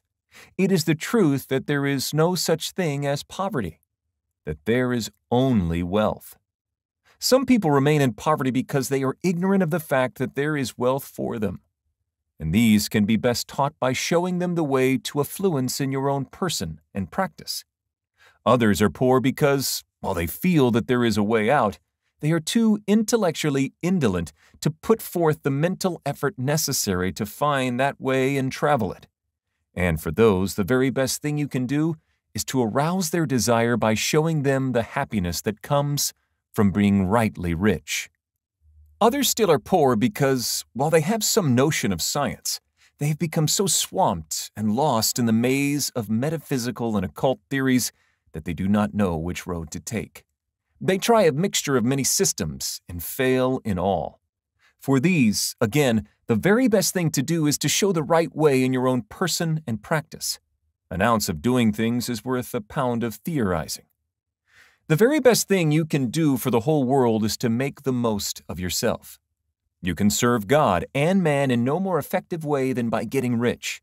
That is, if you get rich by the creative method and not by the competitive one. Another thing, we assert that this book gives in detail the principles of the science of getting rich. And if that is true, you do not need to read any other book upon the subject. This may sound narrow and egotistical, but consider, there is no more scientific method of compilation in mathematics than by addition, subtraction, multiplication, and division. No other method is possible. There can be but one shortest distance between 2 points. There is only one way to think scientifically, and that is to think in the way that leads by the most direct and simple route to the goal. No man has yet formulated a briefer or less complex system than the one set forth herein. It has been stripped of all non-essentials. When you commence on this, lay all others aside. Put them out of your mind altogether. Read this book every day. Keep it with you. Commit it to memory. And do not think about other systems and theories. If you do, you will begin to have doubts and to be uncertain and wavering in your thought. And then you will begin to make failures. after you have made good and become rich. You may study other systems as much as you please, but until you are quite sure that you have gained what you want, do not read anything on this line but this book, unless it be the authors mentioned in the preface. And read only the most optimistic comments on the world's news, those in harmony with your picture. Also, postpone your investigations into the occult. Do not dabble in theosophy, spiritualism, or kindred studies. It is very likely that the dead still live and are near, but if they are, let them alone. Mind your own business. Wherever the spirits of the dead may be, they have their own work to do and their own problems to solve, and we have no right to interfere with them. We cannot help them, and it is very doubtful whether they can help us, or whether we have any right to trespass upon their time if they can. Let the dead and the hereafter alone, and solve your own problem. Get rich. If you begin to mix with the occult, you will start mental cross-currents which will surely bring your hopes to shipwreck. Now, this and the preceding chapters have brought us to the following statement of basic facts. There is a thinking stuff from which all things are made, and which, in its original state, permeates, penetrates, and fills the inner spaces of the universe. A thought, in the substance, produces the thing that is imagined by the thought. Man can form things in his thought and, by impressing his thought upon formless substance, can cause the thing he thinks about to be created. In order to do this, man must pass from the competitive to the creative mind. He must form a clear mental picture of the things he wants, and hold this picture in his thoughts with the fixed purpose to get what he wants, and the unwavering faith that he does get what he wants, closing his mind against all that may tend to shake his purpose, dim his vision, or quench his faith. In addition to all of this, we shall now see that he must live and act in a certain way. Chapter 11. Acting in the certain way. Thought is the creative power, or the impelling force which causes the creative power to act. Thinking in a certain way will bring riches to you, but you must not rely upon thought alone, paying no attention to personal action. That is the rock upon which many otherwise scientific metaphysical thinkers meet shipwreck, the failure to connect thought with personal action. We have not yet reached the stage of development, even supposing such a stage possible, in which man can create directly from formless substance without nature's process or the work of human hands. Man must not only think, but his personal action must supplement his thought. By thought, you can cause the gold in the hearts of the mountains to be impelled toward you, but it will not mine itself, refine itself, coin itself into double eagles, and come rolling along the roads seeking its way into your pocket. Under the impelling power of the Supreme Spirit, men's affairs will be so ordered that someone will be led to mine the gold for you. Other men's business transactions will be so directed that the gold will be brought toward you, and you must so arrange your own business affairs that you may be able to receive it when it comes to you. Your thought makes all things, animate and inanimate, work to bring you what you want. But your personal activity must be such that you can rightly receive what you want when it reaches you. You are not to take it as charity, nor to steal it. You must give every man more in use value than he gives you in cash value. The scientific use of thought consists in forming a clear and distinct mental image of what you want, in holding fast to the purpose to get what you want, and in realizing with grateful faith that you do get what you want. Do not try to project your thought in any mysterious or occult way, with the idea of having it go out and do things for you. That is wasted effort, and will weaken your power to think with sanity. The action of thought in getting rich is fully explained in the preceding chapters. Your faith and purpose positively impress your vision upon formless substance, which has the same desire for life that you have. And this vision, received from you, sets all the creative forces at work in and through their regular channels of action, but directed toward you. It is not your part to guide or supervise the creative process. All you have to do with that is to retain your vision, stick to your purpose, and maintain your faith and gratitude. But you must act in a certain way, so that you can appropriate what is yours when it comes to you, so that you can meet the things you have in your picture, and put them in their proper places as they arrive. You can readily see the truth of this. When things reach you, they will be in the hands of other men, who will ask an equivalent for them. And you can only get what is yours by giving the other man what is his. Your pocketbook is not going to be transformed into a fortuneous purse, which shall be always full of money without effort on your part. This is the crucial point in the science of getting rich, right here, where thought and personal action must be combined. There are very many people who, consciously or unconsciously, set the creative forces in action by the strength and persistence of their desires, but who remain poor because they do not provide for the reception of the thing they want when it comes. By thought, the thing you want is brought to you. By action, you receive it. Whatever your action is to be, it is evident that you must act now. You cannot act in the past, and it is essential to the clearness of your mental vision that you dismiss the past from your mind. You cannot act in the future, for the future is not here yet. And you cannot tell how you will want to act in any future contingency until that contingency has arrived. Because you are not in the right business or the right environment now, do not think that you must postpone action until you get into the right business or environment. And do not spend time in the present taking thought as to the best course in possible future emergencies. Have faith in your ability to meet any emergency when it arrives. If you act in the present with your mind on the future, your present action will be with a divided mind, and you will not be effective. Put your whole mind into present action. Do not give your creative impulse to original substance, and then sit down and wait for results. If you do, you will never get them. Act now. There is never any time but now, and there never will be any time but now. If you are ever to begin to make ready for the reception of what you want, you must begin now. And your action, whatever it is, must most likely be in your present business or employment, and must be upon the persons and things in your present environment. You cannot act where you are not. You cannot act where you have been, and you cannot act where you are going to be. You can act only where you are. Do not bother as to whether yesterday's work was well done or ill done. Do today's work well. Do not try to do tomorrow's work now. There will be plenty of time to do that when you get to it. Do not try by occult or mystical means to act on people or things that are out of your reach. Do not wait for a change of environment before you act. Get a change of environment by action. You can so act upon the environment in which you are now as to cause yourself to be transferred to a better environment.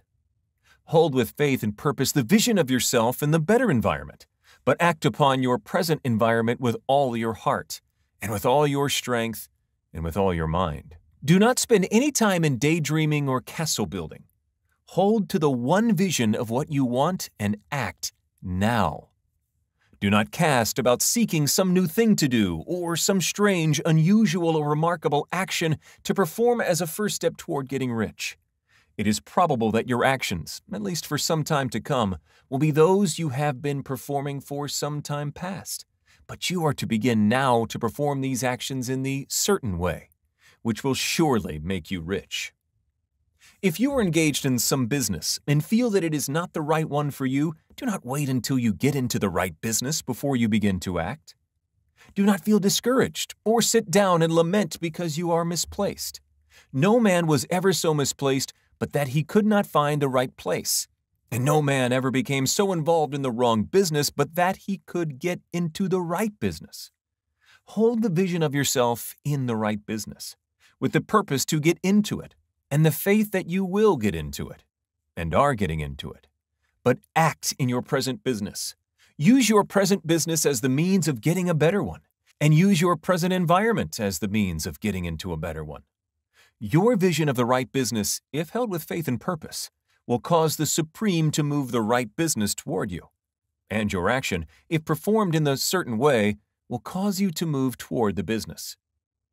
If you are an employee or wage earner and feel that you must change places in order to get what you want, do not project your thought into space and rely upon it to get you another job. It will probably fail to do so.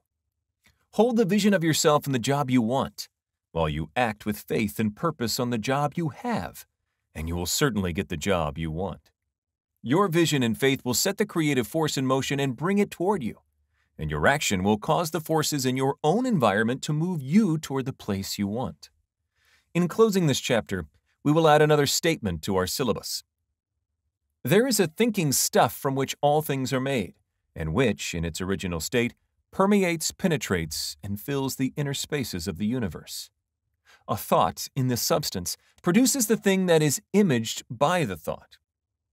Man can form things in his thought and, by impressing his thought upon formless substance, can cause the thing he thinks about to be created. In order to do this, man must pass from the competitive to the creative mind. He must form a clear mental picture of the things he wants and hold his picture in his thoughts with the fixed purpose to get what he wants and the unwavering faith that he does get what he wants, closing his mind to all that may tend to shake his purpose, dim his vision, or quench his faith. That he may receive what he wants when it comes, man must act now upon the people and things in his present environment. Chapter 12. Efficient Action. You must use your thought as directed in previous chapters and begin to do what you can do where you are, and you must do all that you can do where you are. You can advance only by being larger than your present place, and no man is larger than his present place who leaves undone any of the work pertaining to that place. The world is advanced only by those who more than fill their present places. If no man quite filled his present place, you can see that there must be a going backward in everything. Those who do not quite fill their present places are a dead weight upon society, government, commerce, and industry. They must be carried along by others at a great expense. The progress of the world is retarded only by those who do not fill the places they are holding. They belong to a former age and a lower stage or plane of life, and their tendency is toward degeneration. No society could advance if every man was smaller than his place. Social evolution is guided by the law of physical and mental evolution. In the animal world, evolution is caused by excess of life. When an organism has more life than can be expressed in the functions of its own plane, it develops the organs of a higher plane, and a new species is originated. There never would have been new species had there not been organisms which more than filled their places. The law is exactly the same for you. Your getting rich depends upon your applying this principle to your own affairs. Every day is either a successful day or a day of failure, and it is the successful days which get you what you want. If every day is a failure, you can never get rich, while if every day is a success, you cannot fail to get rich. If there is something that may be done today and you do not do it, you have failed in so far as the thing is concerned, and the consequences may be more disastrous than you imagine. You cannot foresee the results of even the most trivial act. You do not know the workings of all the forces that have been set moving in your behalf. Much may be depending on your doing some simple act. It may be the very thing which is to open the door of opportunity to very great possibilities. You can never know all the combinations which supreme intelligence is making for you in the world of things and of human affairs. Your neglect or failure to do some small thing may cause a long delay in getting what you want. Do every day all that can be done that day. There is, however, a limitation or qualification of the above that you must take into account. You are not to overwork, nor to rush blindly into your business in the effort to do the greatest possible number of things in the shortest possible time. You are not to try to do tomorrow's work today, nor to do a week's work in a day. It is really not the number of things you do, but the efficiency of each separate action that counts. Every act is, in itself, either a success or a failure. Every act is, in itself, either effective or inefficient. Every inefficient act is a failure, and if you spend your life doing inefficient acts, your whole life will be a failure. The more things you do, the worse for you, if all your acts are inefficient ones. On the other hand, every efficient act is a success in itself, and if every act of your life is an efficient one, your whole life must be a success. The cause of failure is doing too many things in an inefficient manner, and not doing enough things in an efficient manner. You will see that it is a self-evident proposition that if you do not do any inefficient acts, and if you do a sufficient number of efficient acts, you will become rich. If now, it is possible for you to make each act an efficient one. You see again that the getting of riches is reduced to an exact science, like mathematics. The matter turns, then, on the question whether you can make each separate act a success in itself. And this you can certainly do. You can make each act a success, because all power is working with you, and all power cannot fail. Power is at your service, and to make each act efficient, you have only to put power into it. Every action is either strong or weak, and when everyone is strong, you are acting in the certain way which will make you rich. Every act can be made strong and efficient by holding your vision while you are doing it, and putting the whole power of your faith and purpose into it. It is at this point that the people fail who separate mental power from personal action.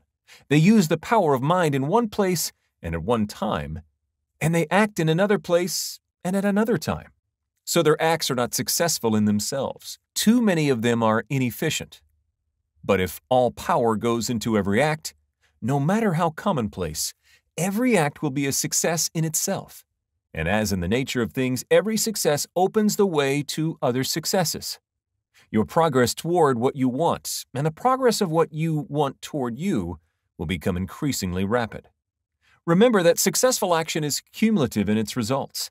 Since the desire for more life is inherent in all things, when a man begins to move toward larger life, more things attach themselves to him, and the influence of his desire is multiplied. Do every day all that you can do that day, and do each act in an efficient manner. In saying that you must hold your vision while you are doing each act, however trivial or commonplace, I do not mean to say that it is necessary at all times to see the vision distinctly to its smallest details. It should be the work of your leisure hours to use your imagination on the details of your vision, and to contemplate them until they are firmly fixed upon your memory. If you wish speedy results, spend practically all your spare time in this practice. By continuous contemplation, you will get the picture of what you want, even to the smallest details, so firmly fixed upon your mind and so completely transferred to the mind of formless substance, that in your working hours you need only to mentally refer to the picture to stimulate your faith and purpose, and cause your best effort to be put forth. Contemplate your picture in your leisure hours until your consciousness is so full of it that you can grasp it instantly. You will become so enthused with its bright promises that the mere thought of it will call forth the strongest energies of your whole being. Let us again repeat our syllabus, and by slightly changing the closing statements, bring it to the point we have now reached. There is a thinking stuff from which all things are made, and which, in its original state, permeates, penetrates, and fills the inner spaces of the universe. A thought in this substance produces the thing that is imagined by the thought. Man can form things in his thought, and by impressing his thought upon formless substance, can cause the thing he thinks about to be created. In order to do this, man must pass from the competitive to the creative mind. He must form a clear mental picture of the things he wants and do with faith and purpose, all that can be done each day, doing each separate thing in an efficient manner. Chapter 13. Getting into the right business. Success in any particular business depends for one thing upon your possessing in a well-developed state the faculties required in that business. Without good musical faculty, no one can succeed as a teacher of music. Without well-developed mechanical faculties, no one can achieve great success in any of the mechanical trades. Without tact, and the commercial faculties, no one can succeed in mercantile pursuits. But to possess in a well-developed state the faculties required in your particular vocation does not ensure getting rich. There are musicians who have remarkable talent, and who yet remain poor. There are blacksmiths, carpenters, and so on who have excellent mechanical ability, but who do not get rich. And there are merchants with good faculties for dealing with men who nevertheless fail. The different faculties are tools. It is essential to have good tools. But it is also essential that the tools should be used in the right way. One man can take a sharp saw, a square, a good plane, and so on, and build a handsome article of furniture. Another man can take the same tools and set to work to duplicate the article, but his production will be a botch. He does not know how to use good tools in a successful way. The various faculties of your mind are the tools with which you must do the work which is to make you rich. It will be easier for you to succeed if you get into a business for which you are well equipped with mental tools. Generally speaking, you will do best in that business which will use your strongest faculties, the one for which you are naturally best fitted. But there are limitations to this statement also. No man should regard his vocation as being irrevocably fixed by the tendencies with which he was born. You can get rich in any business, for if you have not the right talent for it, you can develop that talent. It merely means that you will have to make your tools as you go along, instead of confining yourself to the use of those with which you were born. It will be easier for you to succeed in a vocation for which you already have the talents in a well-developed state, but you can succeed in any vocation, for you can develop any rudimentary talent, and there is no talent of which you have not at least the rudiment. You will get rich most easily in point of effort, if you do that for which you are best fitted, but you will get rich mostly satisfactory if you do that which you want to do. Doing what you want to do is life, and there is no real satisfaction in living if we are compelled to be forever doing something which we do not like to do, and can never do what we want to do. And it is certain that you can do what you want to do. The desire to do it is proof that you have within you the power which can do it. Desire is a manifestation of power. The desire to play music is the power which can play music seeking expression and development. The desire to invent mechanical devices is the mechanical talent seeking expression and development. Where there is no power, either developed or underdeveloped, to do a thing, there is never any desire to do that thing.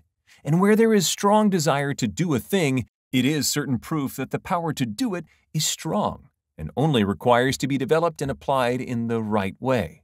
All things else being equal, it is best to select the business for which you have the best developed talent.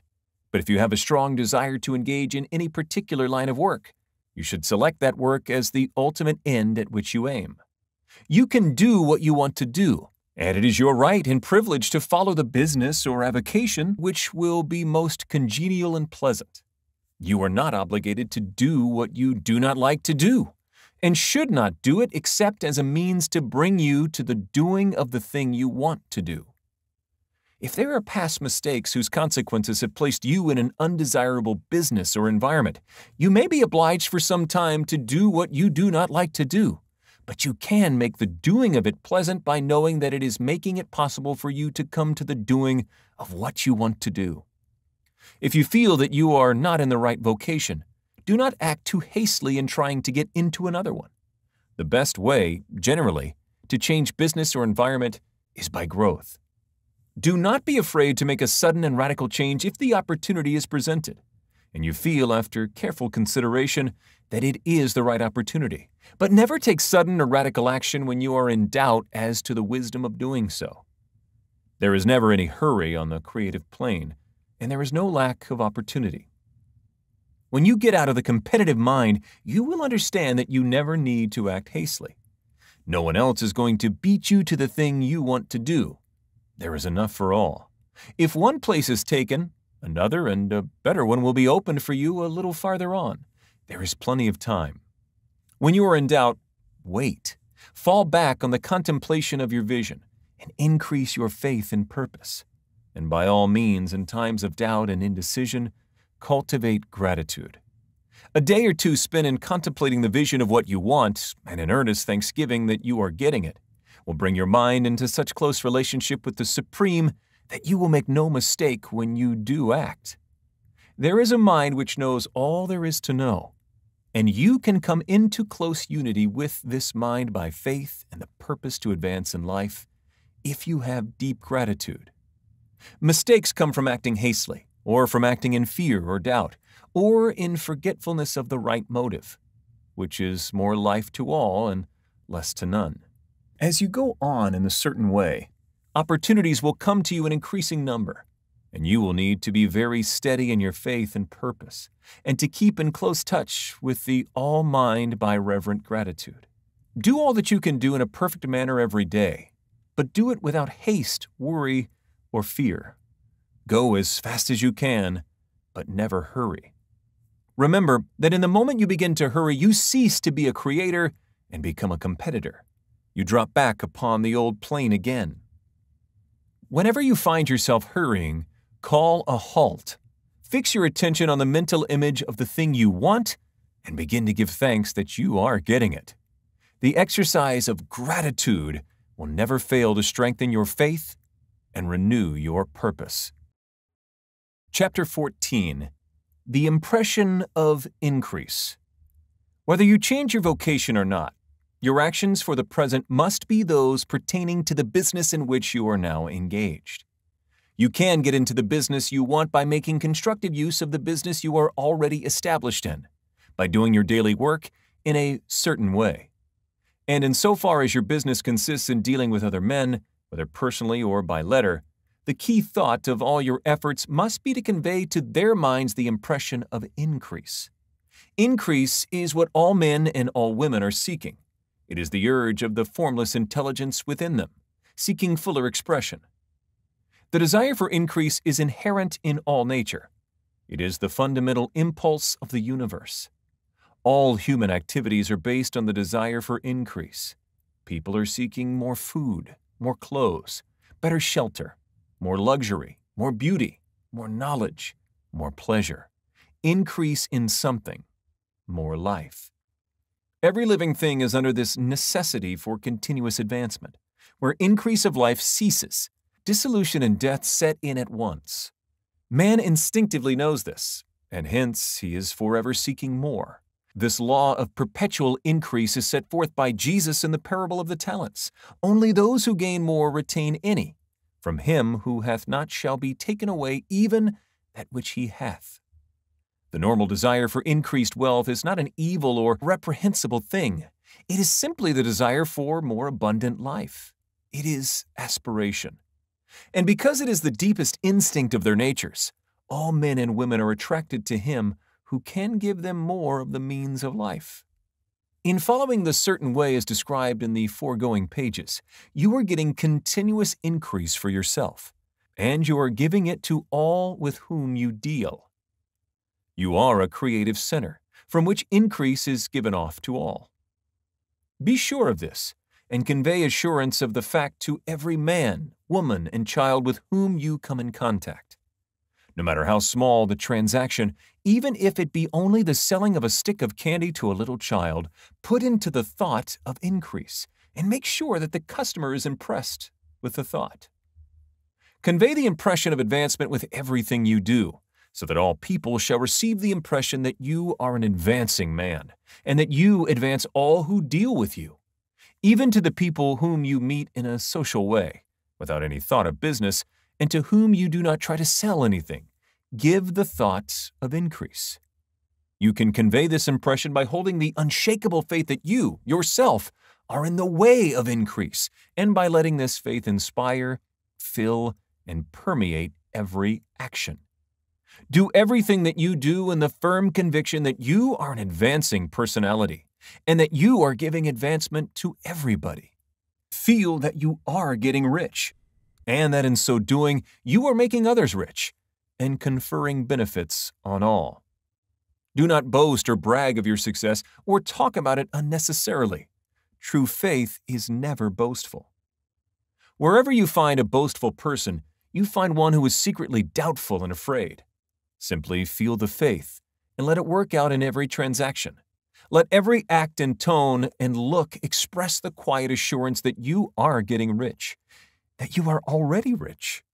Words will not be necessary to communicate this feeling to others. They will feel the sense of increase when in your presence and will be attracted to you again. You must so impress others that they will feel that in associating with you, they will get increase for themselves. See that you give them a use value greater than the cash value you are taking from them. Take an honest pride in doing this and let everybody know it, and you will have no lack of customers. People will go where they are given increase, and the Supreme, which desires increase in all and which knows all, will move toward you men and women who have never heard of you. Your business will increase rapidly, and you will be surprised at the unexpected benefits which will come to you. You will be able from day to day to make larger combinations, secure greater advantages, and to go on into a more congenial vocation if you desire to do so. But in doing all this, you must never lose sight of your vision of what you want or your faith and purpose to get what you want. Let me here give you another word of caution in regard to motives. Beware of the insidious temptation to seek for power over other men. Nothing is so pleasant to the unformed or partially developed mind as the exercise of power or dominion over others. The desire to rule for selfish gratification has been the curse of the world. For countless ages, kings and lords have drenched the earth with blood in their battles to extend their dominions. This not to seek more life for all, but to get more power for themselves. Today, the main motive in the business and industrial world is the same. Men marshal their armies of dollars and lay waste the lives and hearts of millions in the same mad scramble for power over others. Commercial kings, like political kings, are inspired by the lust for power. Jesus saw in this desire for mastery the moving impulse of that evil world he sought to overthrow. Read the 23rd chapter of Matthew and see how he pictures the lust of the Pharisees to be called master, to sit in the high places, to domineer over others, and to lay burdens on the backs of the less fortunate. And note how he compares this lust for dominion with the brotherly seeking for the common good to which he calls his disciples. Look out for the temptation to seek authority, to become a master, to be considered as one who is above the common herd, to impress others by lavish display, and so on. The mind that seeks for mastery over others is the competitive mind, and the competitive mind is not the creative one. In order to master your environment and your destiny, it is not at all necessary that you should rule over your fellow men. And indeed, when you fall into the world's struggle for the high places, you begin to be conquered by fate and environment, and your getting rich becomes a matter of chance and speculation. Beware of the competitive mind. No better statement of the principle of creative action can be formulated than the favorite declaration of the late Golden Rule Jones of Toledo. What I want for myself, I want for everybody. Chapter 15. The Advancing Man. What I have said in the last chapter applies as well to the professional man and the wage earner as to the man who is engaged in mercantile business. No matter whether you are a physician, a teacher, or a clergyman, if you can give increase of life to others and make them sensible of the fact, they will be attracted to you, and you will get rich. The physician who holds the vision of himself as a great and successful healer, and who works toward the complete realization of that vision with faith and purpose, as described in former chapters, will come into such close touch with the source of life that he will be phenomenally successful. Patients will come to him in throngs. No one has a greater opportunity to carry into effect the teaching of this book than the practitioner of medicine. It does not matter to which of the various schools he may belong, for the principle of healing is common to all of them, and may be reached by all alike. The advancing man in medicine, who holds a clear mental image of himself as successful, and who obeys the laws of faith, purpose, and gratitude, will cure every curable case he undertakes, no matter what remedies he may use. In the field of religion, the world cries out for the clergyman who can teach his hearers the true science of abundant life. He who masters the details of the science of getting rich, together with the allied sciences of being well, of being great, and of winning love, and who teaches these details from the pulpit, will never lack for a congregation. This is the gospel that the world needs. It will give increase of life, and men will hear it gladly, and will give liberal support to the man who brings it to them. What is now needed is a demonstration of the science of life from the pulpit. We want preachers who can not only tell us how, but who in their own persons will show us how. We need the preacher who will himself be rich, healthy, great, and beloved, to teach us how to attain to these things, and when he comes, he will find a numerous and loyal following. The same is true of the teacher who can inspire the children with the faith and purpose of the advancing life. He will never be out of a job, and any teacher who has the faith and purpose can give it to his pupils. He cannot help giving it to them if it is a part of his own life and practice.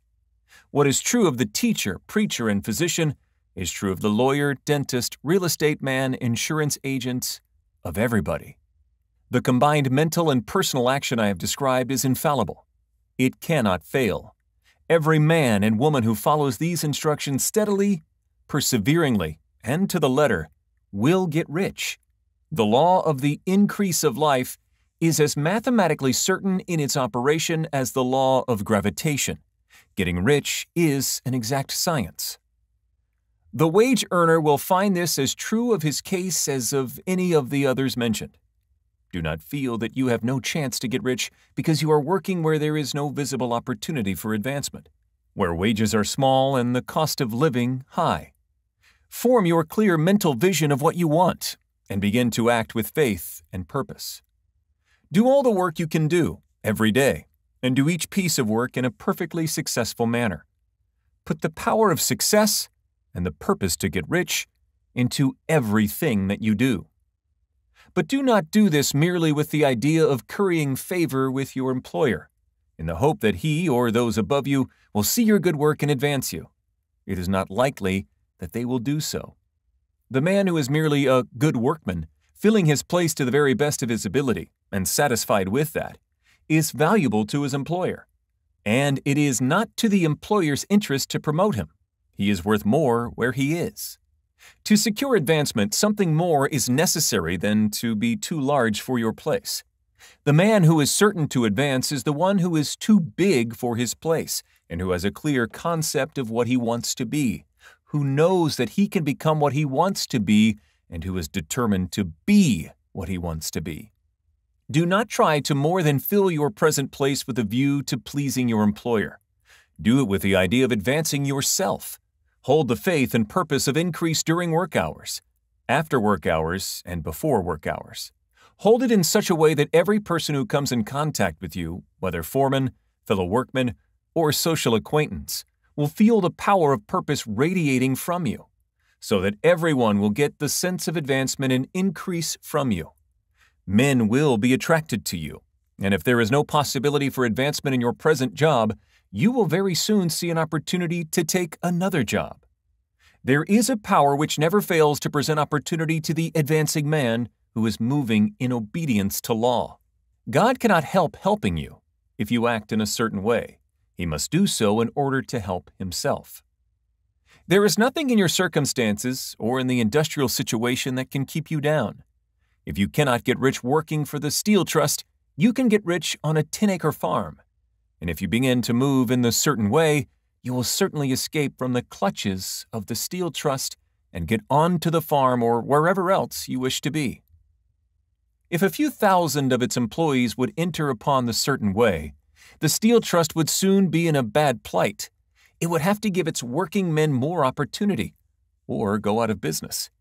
Nobody has to work for a trust. The trusts can keep men in so-called hopeless conditions only so long as there are men who are too ignorant to know of the science of getting rich, or too intellectually slothful to practice it. Begin this way of thinking and acting, and your faith and purpose will make you quick to see any opportunity to better your condition. Such opportunities will speedily come, for the Supreme, working in all and working for you, will bring them before you.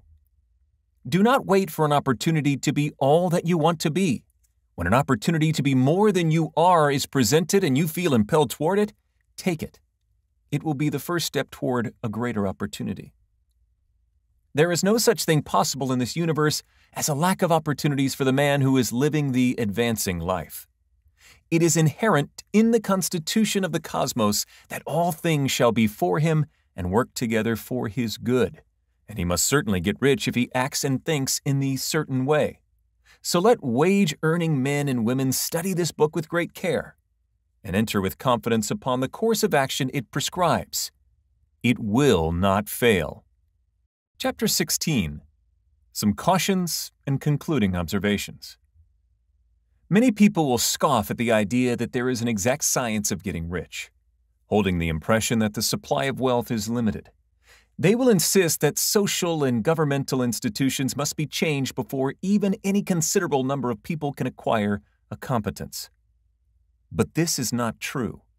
It is true that existing governments keep the masses in poverty, but this is because the masses do not think and act in the certain way.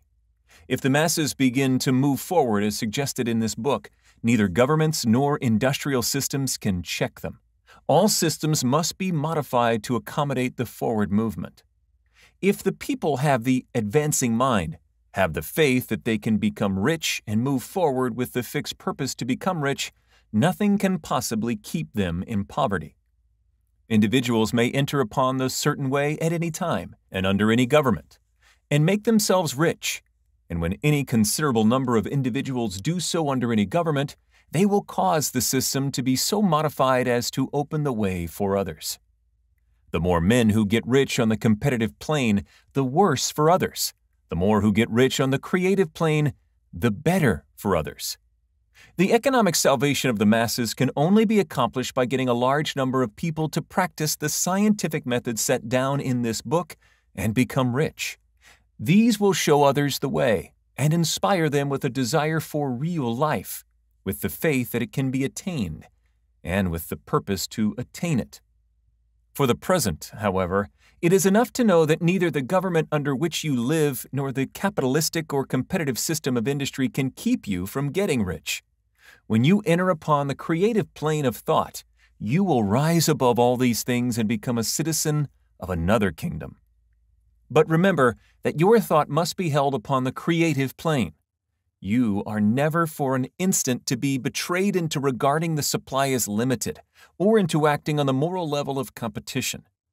Whenever you do fall into old ways of thought, correct yourself instantly, for when you are in the competitive mind, you have lost the cooperation of the mind of the whole.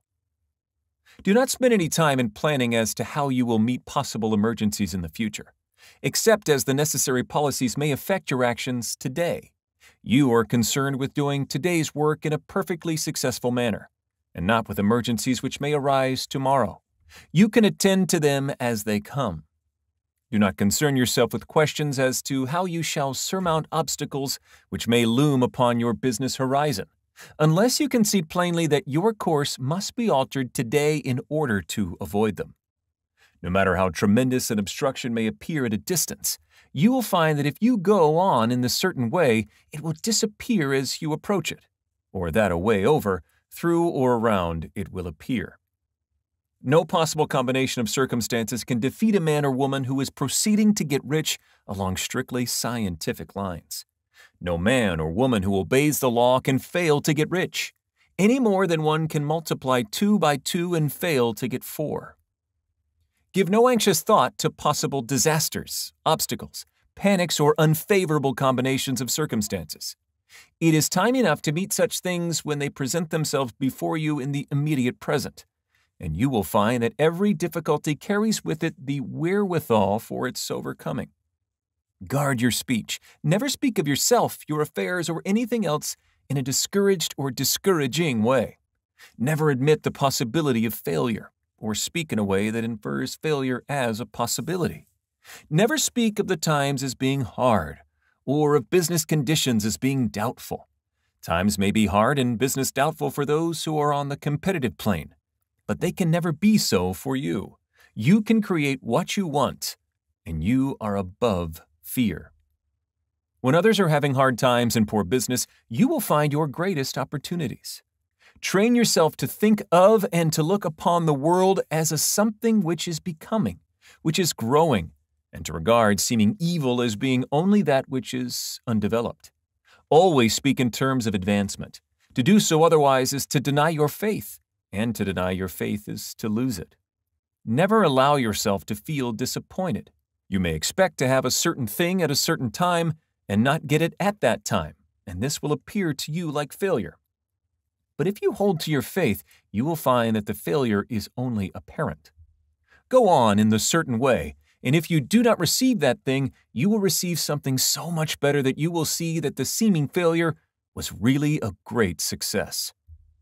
A student of this science had set his mind on making a certain business combination which seemed to him at the time to be very desirable, and he worked for some weeks to bring it about. When the crucial time came, the thing failed in a perfectly inexplicable way. It was as if some unseen influence had been working secretly against him. He was not disappointed. On the contrary, he thanked God that his desire had been overruled, and went steadily on with a grateful mind. In a few weeks, an opportunity so much better came his way that he would not have made the first deal on any account, and he saw that a mind which knew more than he knew had prevented him from losing the greater good by entangling himself with the lesser. That is the way every seeming failure will work out for you if you keep your faith, hold to your purpose, have gratitude, and do every day all that can be done that day, doing each separate act in a successful manner. When you make a failure, it is because you have not asked for enough. Keep on, and a larger thing than you were seeking will certainly come to you. Remember this: you will not fail because you lack the necessary talent to do what you wish to do. If you go on as I have directed, you will develop all the talent that is necessary to the doing of your work. It is not within the scope of this book to deal with the science of cultivating talent, but it is as certain and simple as the process of getting rich. However, do not hesitate or waver for fear that when you come to any certain place, you will fail for lack of ability. Keep right on, and when you come to that place, the ability will be furnished to you. The same source of ability which enabled the untaught Lincoln to do the greatest work in government ever accomplished by a single man is open to you. You may draw upon all the mind there is for wisdom to use in meeting the responsibilities which are laid upon you. Go on in full faith. Study this book. Make it your constant companion until you have mastered all the ideas contained in it. While you are getting firmly established in this faith, you will do well to give up most recreations and pleasure, and to stay away from places where ideas conflicting with these are advanced in lectures or sermons. Do not read pessimistic or conflicting literature, or get into arguments upon the matter. Do very little reading outside of the writers mentioned in the preface. Spend most of your leisure time in contemplating your vision, and in cultivating gratitude, and in reading this book. It contains all you need to know of the science of getting rich, and you will find all the essentials summed up in the following chapter. Chapter 17, Summary of the Science of Getting Rich. There is a thinking stuff from which all things are made, and which, in its original state, permeates, penetrates, and fills the inner spaces of the universe. A thought in this substance produces the thing that is imaged by the thought. Man can form things in his thought, and by impressing his thought upon formless substance can cause the thing he thinks about to be created. In order to do this, man must pass from the competitive to the creative mind. Otherwise, he cannot be in harmony with the formless intelligence, which is always creative and never competitive in spirit. Man may come into full harmony with the formless substance by entertaining a lively and sincere gratitude for the blessings it bestows upon him. Gratitude unifies the mind of man with the intelligence of substance, so that man's thoughts are received by the formless. Man can remain upon the creative plane only by uniting himself with the formless intelligence through a deep and continuous feeling of gratitude. Man must form a clear and definite mental image of the things he wishes to have, to do, or to become, and he must hold this mental image in his thoughts, while being deeply grateful to the Supreme that all his desires are granted to him. The man who wishes to get rich must spend his leisure hours in contemplating his vision, and in earnest thanksgiving that the reality is being given to him. Too much stress cannot be laid on the importance of frequent contemplation of the mental image, coupled with unwavering faith and devout gratitude. This is the process by which the impression is given to the formless, and the creative force is set in motion. The creative energy works through the established channels of natural growth and of the industrial and social order. All that is included in his mental image will surely be brought to the man who follows the instructions given above, and whose faith does not waver. What he wants will come to him through the ways of established trade and commerce. In order to receive his own when it shall come to him, man must be active, and this activity can only consist in more than filling his present place. He must keep in mind the purpose to get rich through the realization of his mental image, and he must do every day all that can be done that day, taking care to do each act in a successful manner. He must give to every man a use value in excess of the cash value he receives, so that each transaction makes for more life. And he must so hold the advancing thought that the impression of increase will be communicated to all with whom he comes in contact. The men and women who practice the foregoing instructions will certainly get rich, and the riches they receive will be in exact proportion to the definiteness of their vision, the fixity of their purpose, the steadiness of their faith, and the depth of their gratitude.